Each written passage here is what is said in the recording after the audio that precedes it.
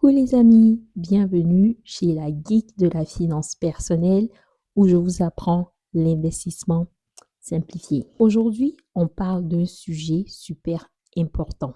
Les 6 milestones que tout adulte devrait atteindre dans sa trentaine pour être financièrement stable dans sa quarantaine. Si tu veux prendre contrôle de ta vie financière, cette vidéo est pour toi. Allez, on commence. Mais avant de rentrer dans le vif de notre sujet, s'il vous plaît, n'oubliez pas de liker, de commenter, de vous abonner. Merci. Donc, le premier objectif à atteindre dans ta trentaine, c'est que tu dois essayer. Non, même pas essayer. Tu dois éliminer toutes les dettes à haut taux d'intérêt. Dans ta trentaine, l'argent est supposé travailler pour toi et pas le contraire. Les dettes à haut intérêt comme les cartes de crédit te font perdre beaucoup d'années. Imagine, tu as une dette de carte de crédit où le minimum payment est $400 le mois. Ces $400-là pouvaient être investis dans le stock market, mais parce que tu es endetté, tu ne peux pas. Donc, le premier objectif dans ta trentaine, c'est que tu dois te focaliser sur tes dettes que j'appelle les dettes inutiles, les consumer debt. On ne parle pas du mortgage, mais si tu as un credit card debt dans ta trentaine, rassure-toi que tu élimines ça. Pour résumer, le premier objectif, c'est de rembourser toutes les dettes qui dépassent 10 à 15% d'intérêt. C'est la base pour commencer à construire sa richesse. Le deuxième objectif, c'est de construire un fonds d'urgence de 6 mois. J'ai déjà une vidéo qui parle du fonds d'urgence. Je vais la mettre dans la description pour plus d'informations. Mais c'est le deuxième objectif. Avoir le fonds d'urgence même là. Tu dois avoir ça avant tes 30 ans. Mais je la mets dans la liste parce que je sais que ce n'est pas toujours facile pour plusieurs personnes de construire ce fonds. Parce que je pense que selon les statistiques,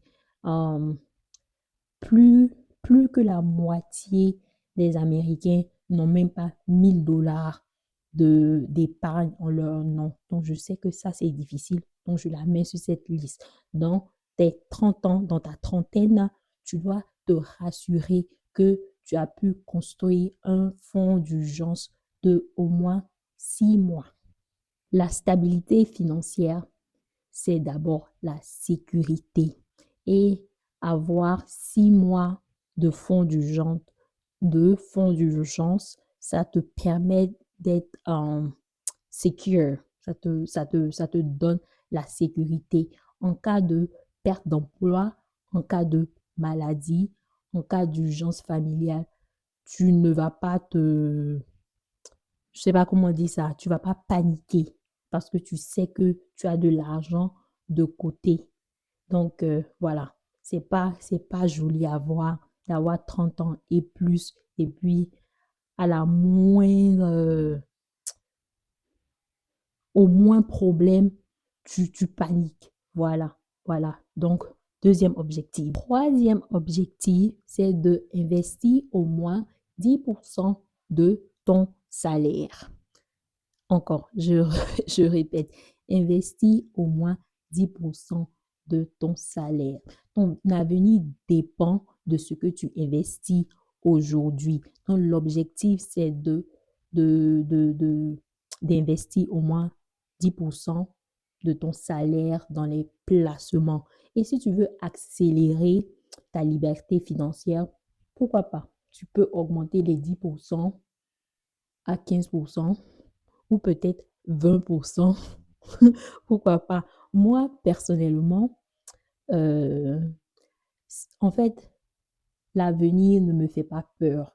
Tout ce que je demande à Dieu chaque jour, c'est de me donner l'envie, de donner l'envie à ma famille, à mes loved ones, parce que l'avenir ne me fait pas peur. Parce que dans ma vingtaine, j'ai investi. Dans ma trentaine, je continue d'investir et je sais que ma quarantaine serait plus laid back. Je sais que dans ma quarantaine, je vais vraiment enjoy.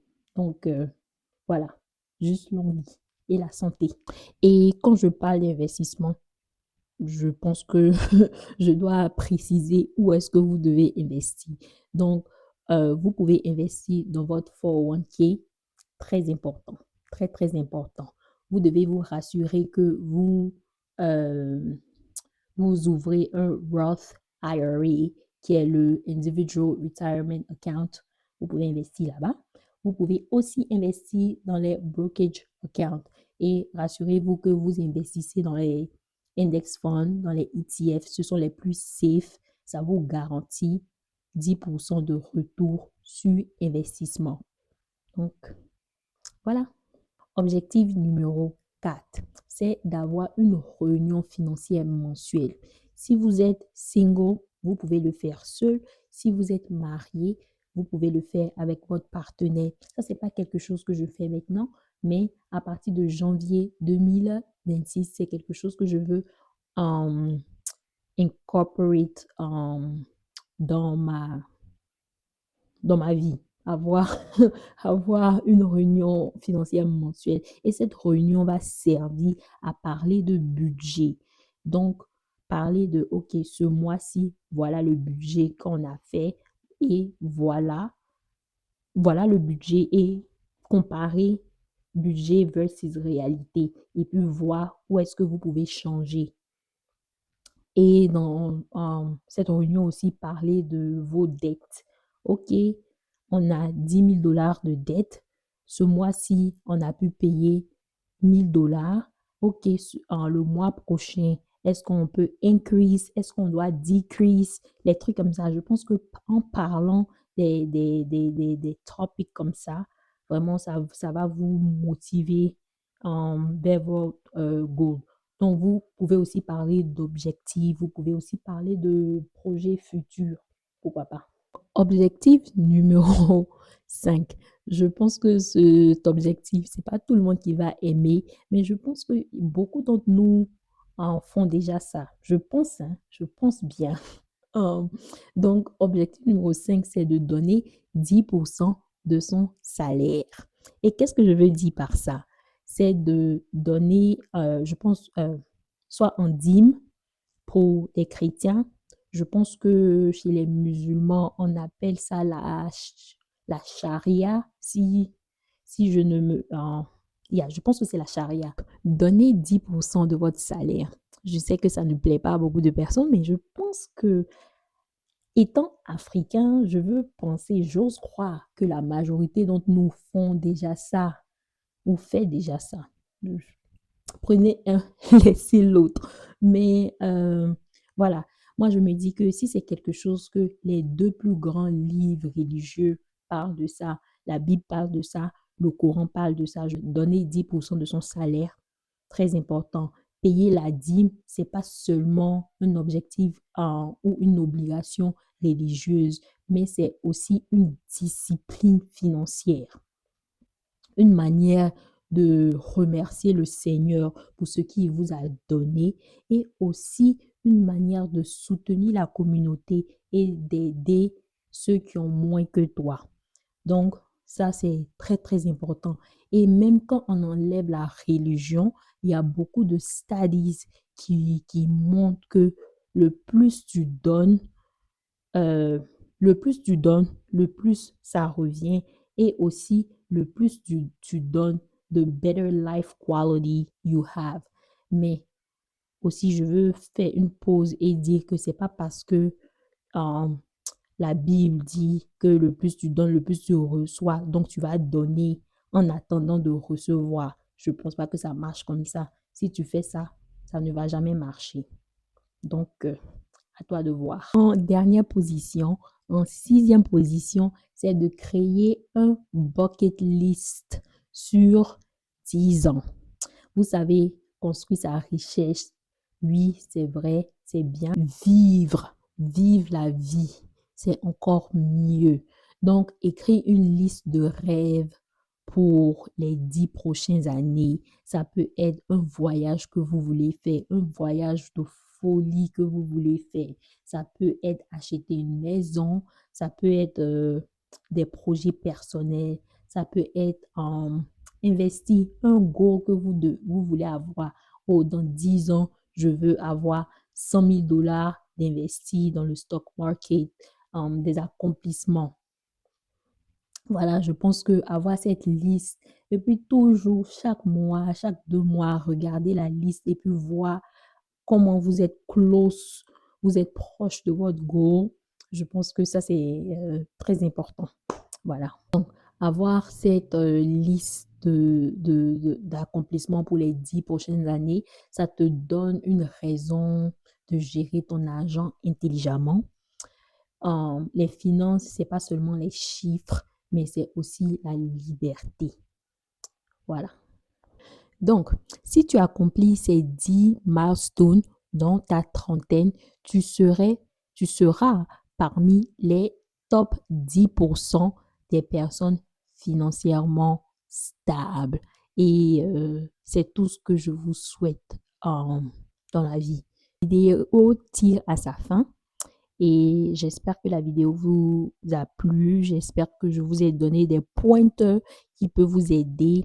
Et je veux aussi dire quelque chose. Donc, si vous avez regardé cette vidéo, que vous êtes dans votre quarantaine, vous êtes dans votre cinquantaine et vous n'avez pas encore accompli tous ces différents objectifs que j'ai donnés dans cette vidéo, il n'est pas trop tard. Il n'est pas trop tard pour commencer. Commencez où vous êtes et avec un budget, tout est possible. Dites-moi en commentaire où vous êtes aujourd'hui, où vous êtes dans votre money journey. Si vous avez encore des dettes, si vous avez déjà payé votre dette, quand je parle de dette, je parle de consumer debt.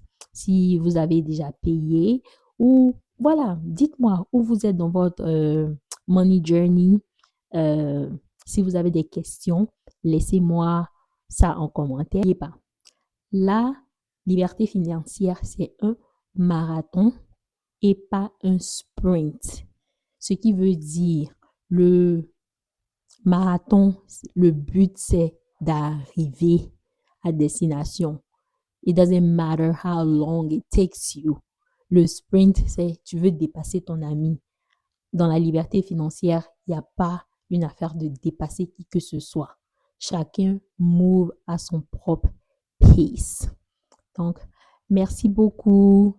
Bisous. N'oubliez pas de liker, de commenter, de cliquer sur la cloche de notification et de vous abonner. Merci.